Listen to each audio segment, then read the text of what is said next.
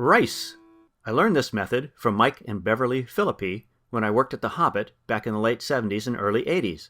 Although I probably don't do it exactly the way I was taught, it's pretty close, and I haven't found a method for cooking rice that I like better.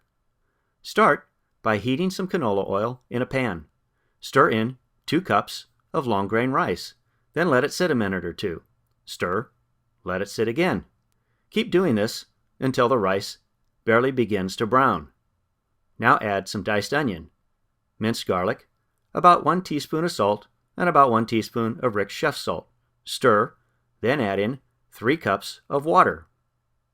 Bring it to a simmer, then turn the heat on low, cover, and cook for about 10 minutes. After 10 minutes, take it off the heat and let it sit with the lid on for about 45 minutes. Now stir it, give it a final seasoning, and serve. Et voila, rice!